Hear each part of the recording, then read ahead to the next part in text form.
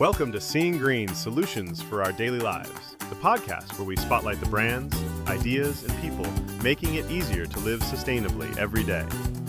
Today's episode is part of our Spotlight series, a deep dive into one of our Seeing Green Solutionists of the day.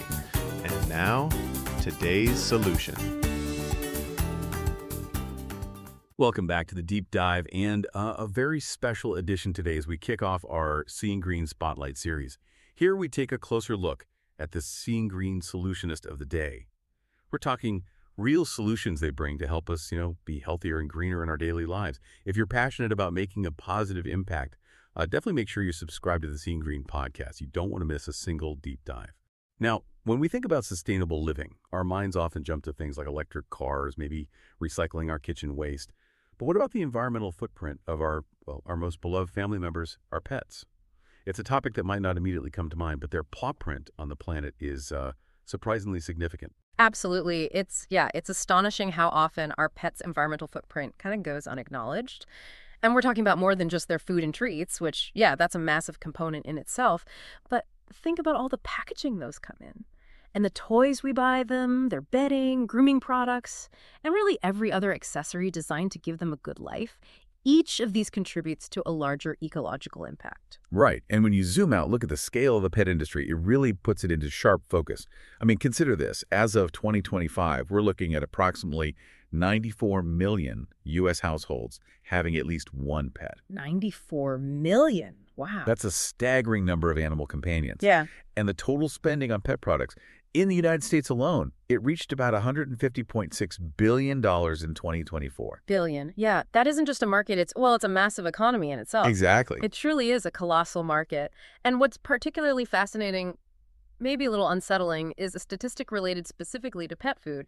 An estimated 25% of all animal protein raised in the U.S. ends up as pet food. A quarter? Yeah. And get this.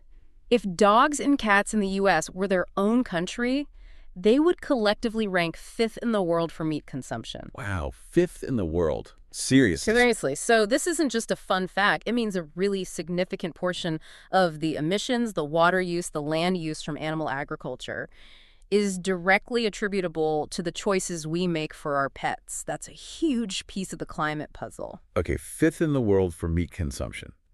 That's a statistic that genuinely grabs your attention, really hammers home the point. It highlights why sustainable pet care isn't just some niche idea anymore. It's an absolutely crucial conversation. We've even touched on this before on the Seeing Green podcast, like in our deep dive on Westpaw, exploring how companies are innovating. Exactly. And sustainable pet care, it means a lot of things, and it's evolving really rapidly. It covers everything from developing alternative protein pet food and treats to sourcing sustainable materials for bedding and toys, and crucially, thinking about the entire product life cycle, so including things like comprehensive product recycling and circularity initiatives. It's really about rethinking every single aspect of how we care for our pets with the planet, firmly in mind. It's a fundamental shift. So given this monumental challenge, we're incredibly excited today to introduce you to our solutionist of the day, Earth Animal. This company, they really stand out. An early pioneer, a true champion for sustainability in the pet sector, a brand that, honestly, from its inception, has truly been doing things another way. Yeah, Earth Animal. They were founded way back in 1979 by veterinarian Dr. Bob Goldstein and his wife, Susan. And their purpose has always been incredibly powerful. Make the highest quality pet products, always consider the environmental impact, and do it all. Well, another way. That phrase isn't just marketing for them. It's a deeply ingrained philosophy. Their mission is fundamentally rooted in the well-being of animals, transparency, and genuine care for the planet. Okay, let's unpack this commitment to animals first, because it seems truly at the core of what they do. Co-founder Susan Goldstein has this belief that really guides their actions. All animals deserve to live a good life. Holy. That's a powerful statement, especially when you think about what it implies, not just for our pets at home, but also those raised for pet products. How does that philosophy translate into, tangible action? Well, what's truly groundbreaking here is that Earth Animal didn't just talk about this. They actually operationalized it. They created the pet industry's very first animal welfare framework. The first, directly modeled after the universally recognized 5 freedoms of animal welfare. And this framework, it isn't just some guideline. It's an insistence that animals deserve a good life. That means, good nutrition, environment, health, behavior, and a positive mental state. They're so committed to this that they actively encourage other companies to adopt their model. For them, humanely sourced isn't just a label. It means ensuring a good life with a strongly positive balance of emotional experiences and best practices care right from birth to end of life.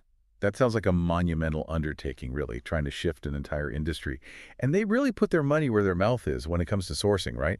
Like Dr. Bob Goldstein's Wisdom Dog Food Recipes use Global Animal Partnership or GAP, certified poultry. That's a very high bar. It is a very high standard. And they also use Oceanwise certified wild-caught catfish and grass-fed, pasture-raised venison, beef, and bison. You'll also find Marine Stewardship Council, MSC, certified clams and sardines, and all their eggs are cage-free. Shifting to genuinely humane sourcing across so many different proteins, it sounds incredibly complex. What were some of the biggest hurdles Earth Animal might have faced to actually achieve this? How does that impact their supply chain differently than, say, traditional brands? That's an excellent question because it's precisely where that doing things another way really becomes, well, challenging. Sourcing these specific high-welfare, often certified ingredients means going way beyond the conventional commodity markets. You can't just order it easily. It involves building real long-term relationships with producers who share their values, often at a higher cost. They have to verify rigorous standards, which can mean more detailed audits, much more complex supply chain management. It's really about prioritizing ethics and animal well-being over just sheer volume or the lowest price. And that fundamentally alters how they operate and who they partner with. Okay, and their commitment extends even further. I see their leaders with the Better Chicken Commitment, the BCC. Earth Animal signed on to the BCC and joined the U.S. Working Group for Broiler Welfare back in 2021. For our listeners, what exactly is the BCC and why is focusing on broiler chicken welfare so crucial in the bigger picture of animal agriculture? Right. So the Better Chicken Commitment, it's a specific set of standards focused on improving the welfare of broiler chickens, the ones raised for meat. It addresses really critical areas like giving them more space, better lighting, environmental enrichments like perches, and more humane stunning methods before processing. Broiler chickens are, one of the most widely farmed animals globally, and conventional practices often lead to significant welfare issues. Think crowded conditions, rapid growth rates that cause health problems. So by signing on to the BCC, Earth Animal is actively pushing for a baseline improvement in how these animals live and are processed. They're acknowledging their own impact on that welfare landscape. And they're not just signing paper, right? They're making real, verifiable progress. I see here, by the end of this year, 100% of the chicken used for their wisdom, chicken recipe, dog food, and jerky treats will be GAP Step 3 certified, which, as you said, high bars. Eerie high, yeah. And then no-hide rolls, strips, and STIX also meet similarly tough Bell & Evans humane animal welfare standards. And what's also critically important to highlight is their commitment to humane processing. It's not just about how they live. For all their chicken products, 100% of the processing uses advanced techniques like controlled atmosphere stunning, CAS, and slow induction anesthesia, SIA. These are modern methods, really designed to ensure a significantly more humane and less stressful experience for the animals right before processing. Moving away from older, more impactful methods, this isn't just some minor detail. It's a testament to their comprehensive approach to animal welfare, start to finish. It's impressive, not just meeting standards, but actively pushing to raise them. It's clear their dedication to animal well-being is just woven into their DNA. But of course, as their name Earth Animal suggests, that commitment extends far beyond the individual animal, right to the planet itself.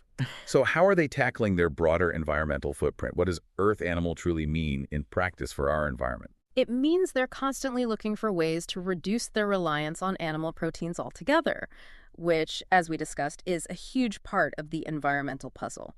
And this is where their innovation really shines. They've introduced some exciting new products like plant-based Better Biscuits and no meat, no hide chews. No meat, no hide. Interesting. Yeah. They developed these in collaboration with the Better Meat Co. They offer dogs meat-tasting treats without actually using any meat. This is a fantastic step towards a more sustainable future for pet food because it directly addresses that massive land, water, and emissions footprint of animal agriculture we talked about earlier. It gives pet owners a really compelling, high-quality alternative. That's a crucial pivot for the whole industry, potentially. And speaking of Earth Animal, their CEO, Stuart Shanley, he puts it perfectly. He said, "For us, the clue is in our name. We are called Earth Animal for a reason, and as such, we want to play our part in improving the wellness and longevity of not only Earth animals, but the planet that sustains us." That ethos clearly drives their pretty impressive sustainable packaging goals. Indeed. Pet food packaging, especially those multi-layered plastic bags, it's notoriously difficult to recycle, contributes significantly to landfill waste, which makes Earth Animal's goal particularly revolutionary. They are 98% of the way toward transitioning 100% of their packaging to recyclable, reusable, or compostable by the end of 2025. 98%, that's huge progress. It really is. That 98% figure isn't just an impressive metric, it's a profound statement about the future of pet packaging. Sets an incredibly high bar for the entire industry.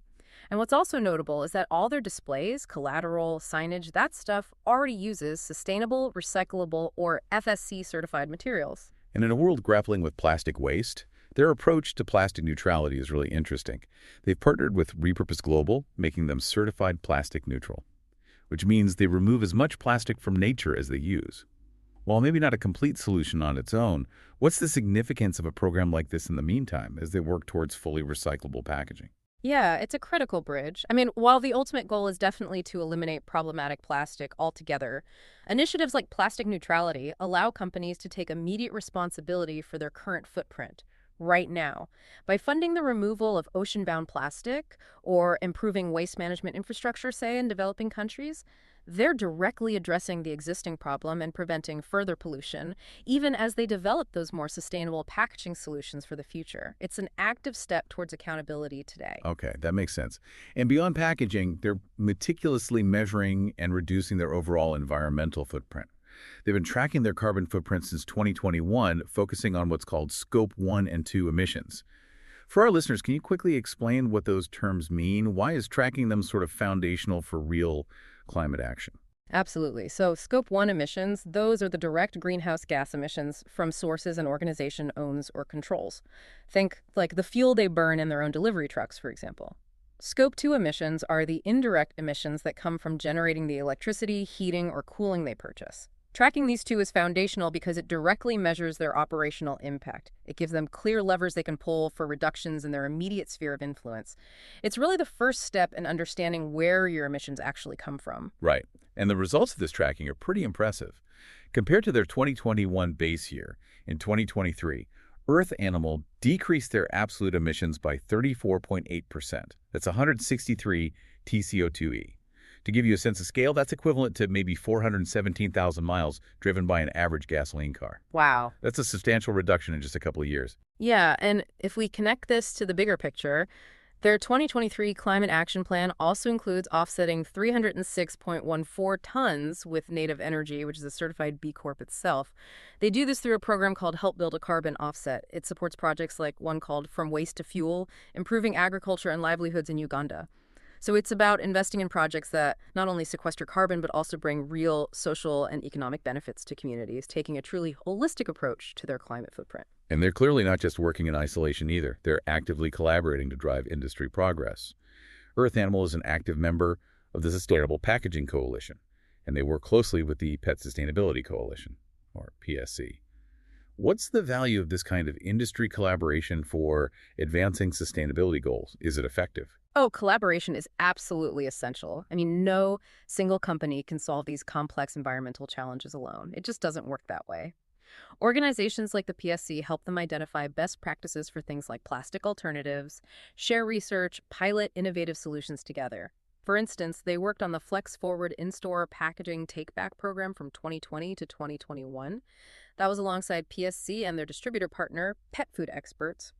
Programs like that are vital for figuring out how we can actually build more circular systems across the entire industry, making it easier for consumers like you to participate in recycling and reuse, and hopefully leading to regional expansion. Okay, so what does this all mean for their broader impact and recognition? Well, it's clear their commitment extends to every part of their business. Earth Animal is a certified B Corporation and a 1% for the Planet member. For listeners who might not be familiar, what does being a B Corp and a 1% for the Planet member really signify about a company's values and operations? Yeah, both certifications are incredibly meaningful. Being a certified B Corporation means they meet the absolute highest standards of verified social and environmental performance, public transparency, and legal accountability to balance profit and purpose. It's a really rigorous, holistic assessment of their entire operation. And 1% for the planet means they commit to donating 1% of their annual gross sales directly to environmental causes. So together, these signal a deep, embedded commitment to measuring success not just by profits, but by their impact on animals, people, and the planet. It shows that their dedication to ethical sourcing, sustainability, animal well-being, it translates directly into a trusted, positive experience for their customers.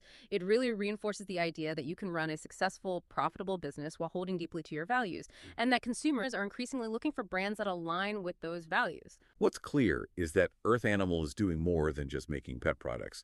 They're kind of building a blueprint for how pet care can be done sustainably and ethically. From sourcing and production, right through to packaging and industry collaboration, they're making it easier for consumers like you to choose better for your pets, for farm animals, and, yeah, for the planet we all share. So here's a final thought for you to ponder. Given the significant impact our pets have and these innovative solutions emerging, what other aspects of pet ownership, maybe beyond food, toys, or even the materials they interact with, could be revolutionized by a focus on deep sustainability and ethical responsibility in the years to come? It's a thought worth pondering as we look towards a greener future for all Earth animals. To learn more about Earth Animal, you can visit them at earthanimal.com. Interested in finding more brands and innovators dedicated to creating a greener, more sustainable world? Subscribe to the Seeing Green podcast, then visit the Seeing Green website. You can see more trailblazers making significant strides in promoting eco-friendly living through innovative products, solutions, and practices. That's online at www.seeinggreen.eco. And follow us at Seeing Green Eco across all of the social media channels so you don't miss the latest. Thank you for joining us for this deep dive into the Seeing Green Spotlight series.